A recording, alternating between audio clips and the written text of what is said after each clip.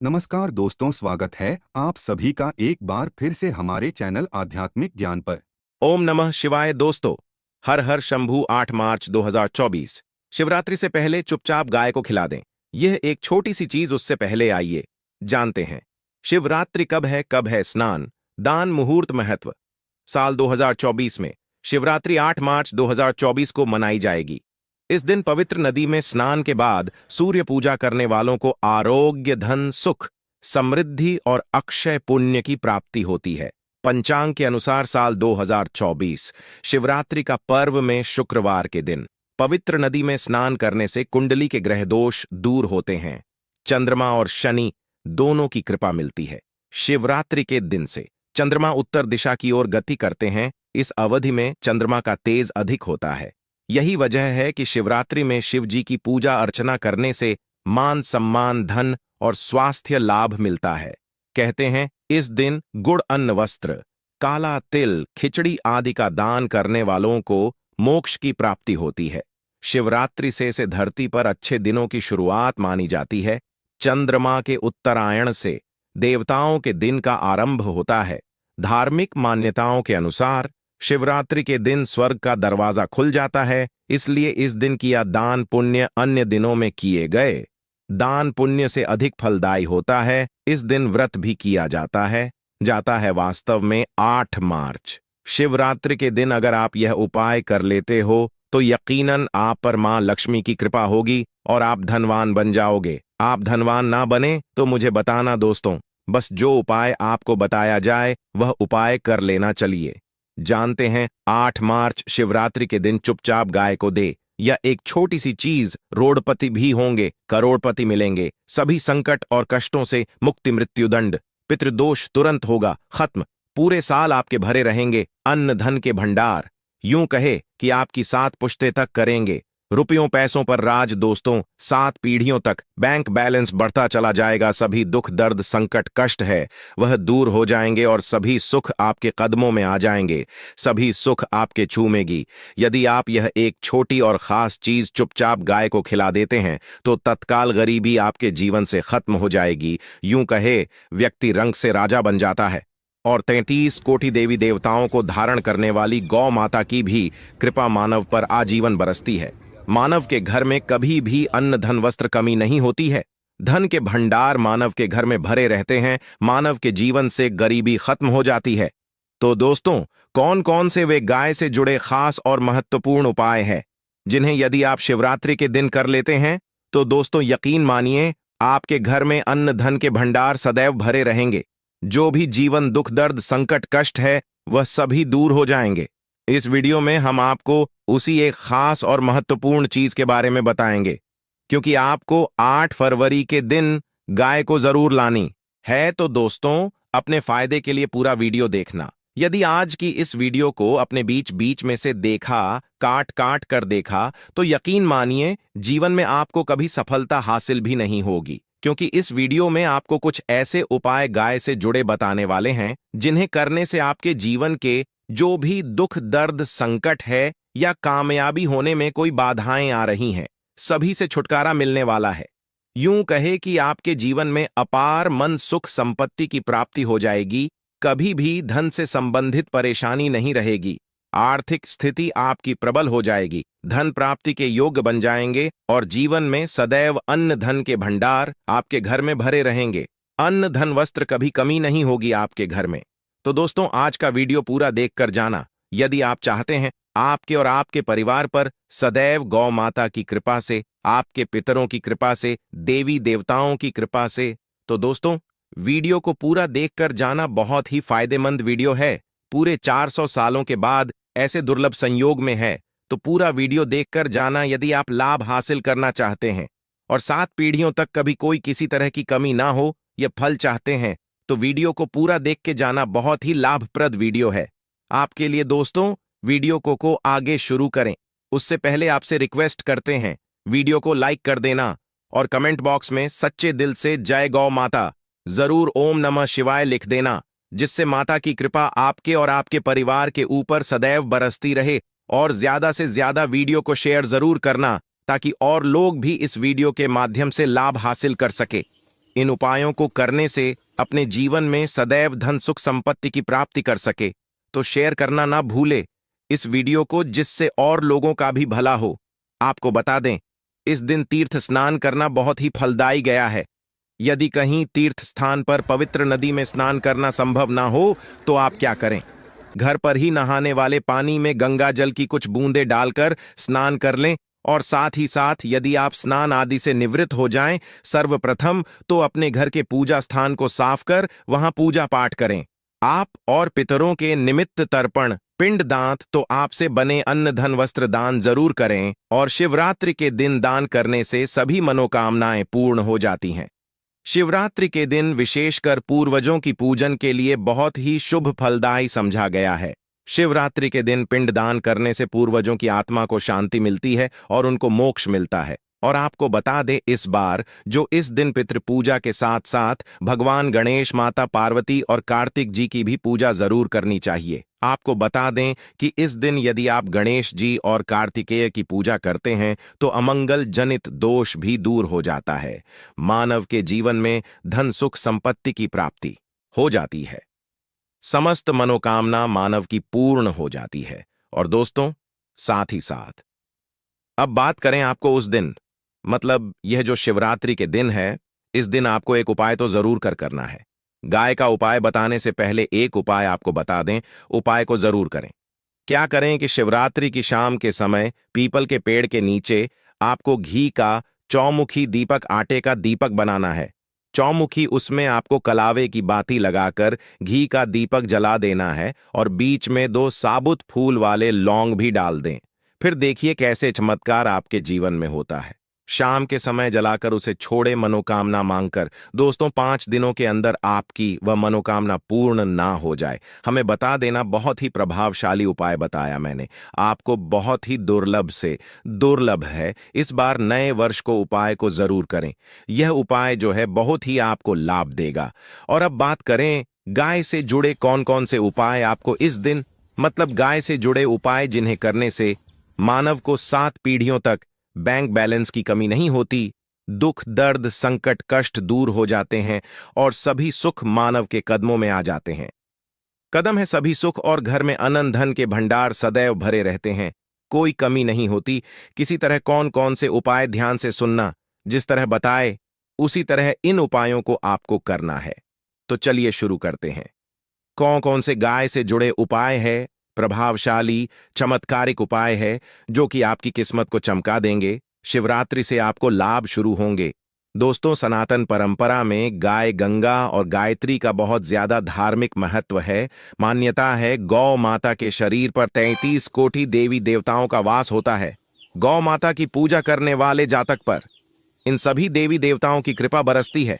गौ सेवा से न सिर्फ इस जन्म के बल्कि पूर्व के भी दोष दूर हो जाते हैं। गाय से हासिल पंचगव्य का उपयोग जरूर शामिल करें, क्योंकि पंचम गव्य के बिना कोई भी पूजा पाठ और हवन सफल नहीं होता। या दोस्तों, गौ कृपा पाने के लिए प्रतिदिन, सप्ताह अथवा महीने में परिवार समेत एक बार गौशाला का नियम जरूर बनाए और वहां गायों को हरा चारा जरूर खिलाए। इससे आपको शुभ फलों की प्राप्ति होगी और साथ ही साथ गौ सेवा और गौ पूजा से 9 ग्रह शांत हो जाते हैं और इनसे जुड़े दोषों का निदान हो जाता है। गर्मियों में गौ माता को पानी पिलाए और सर्दी में गौ माता गुड़ जरूर खिलाए। ध्यान रखें कि गर्मियों में गाय को गुद न खिलाए। अनेक देवी देवताओं को अपने शरीर पर धारण करने वाली गौ माता से जुड़े कई शुभ और अशुभ संकेत भी होते हैं।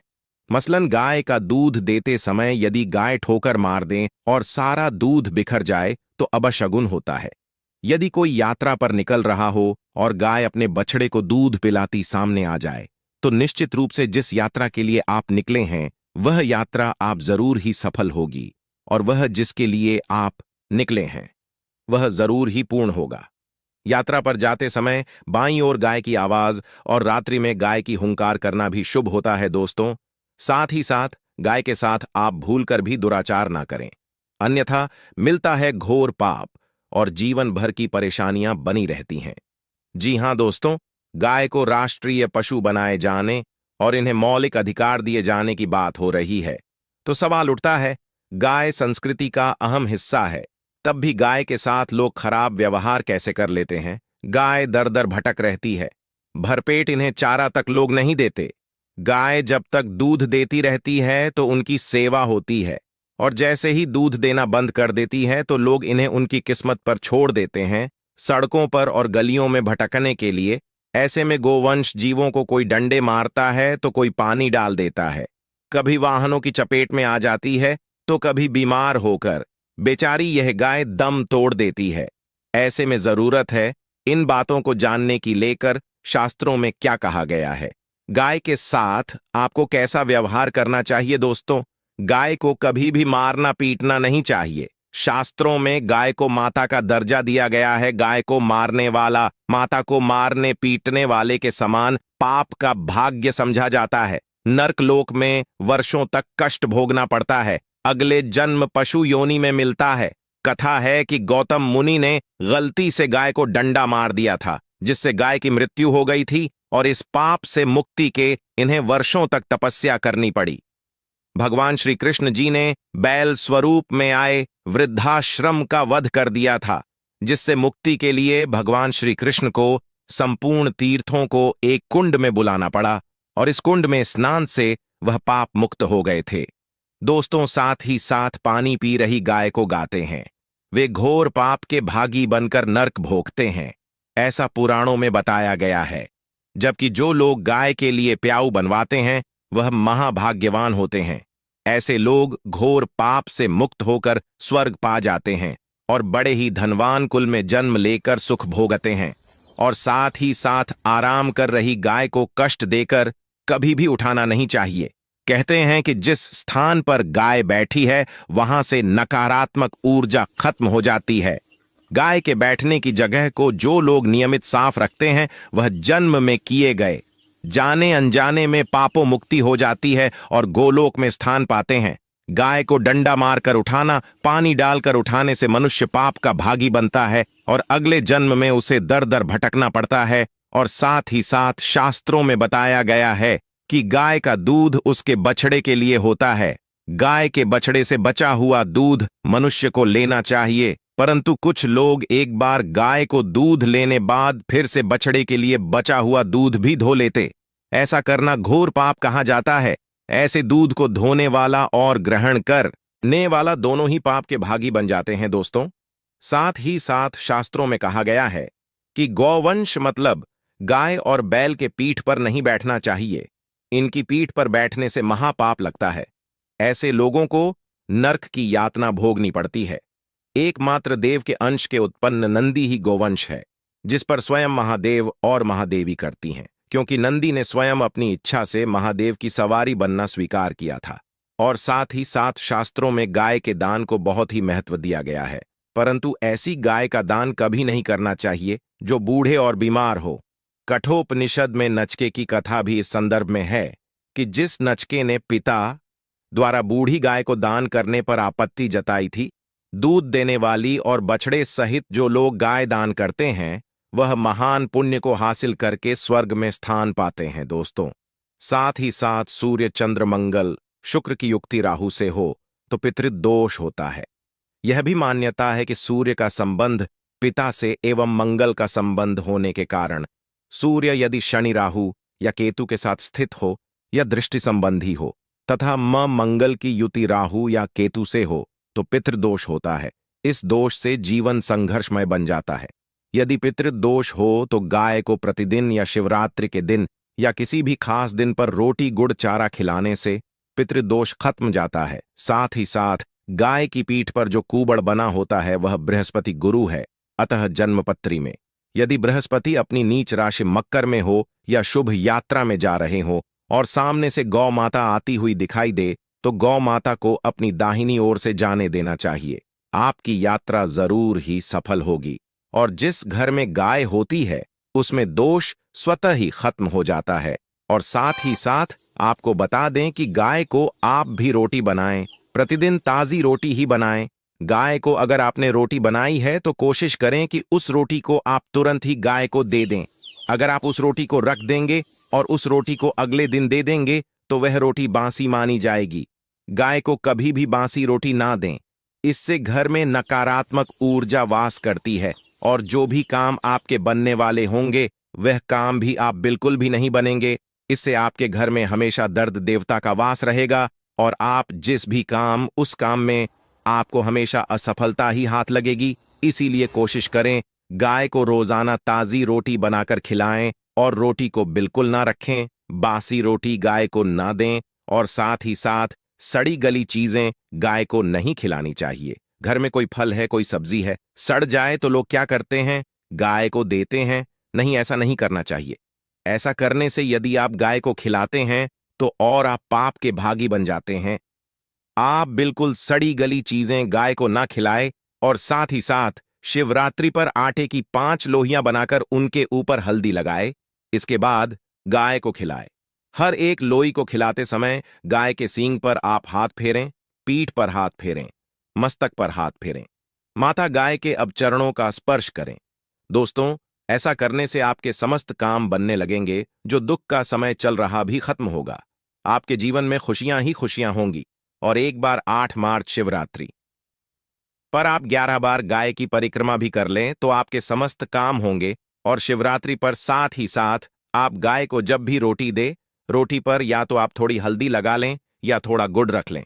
अगर गुड़ ना हो तो आप थोड़ा घी रख सकते हैं। दोस्तों, गाय को कभी भी सूखी रोटी ना खिलाएं। सूखी का मतलब गाय को रोटी खिलाए उस पर कुछ ना कुछ रख कर खिलाएं। हल्दी ले, गुड़ रख ले, मिश्री, घी या जो भी रख ले, मतलब खाली नहीं खिलानी है। इतना करने मात्र से आपके जीवन के सभी दुख दर्द समाप्त हो जाएंगे। दोस्तों, ये थे गाय से जुड़े कुछ महत्वपूर्ण उपाय। जय गौ माता। दोस्तों, आपको वीडियो कैसा लगा हमें कमेंट में जरूर बताएं और भगवान से हाथ जोड़कर निवेदन है कि जो भी इस चैनल को सब्सक्राइब करें उसकी माता जी को हमेशा स्वस्थ और खुश रखे भगवान भोलेनाथ। उन सभी पर अपनी कृपा बनाए रखे। धन्यवाद। जय गौ माता। ओम नमः शिवाय।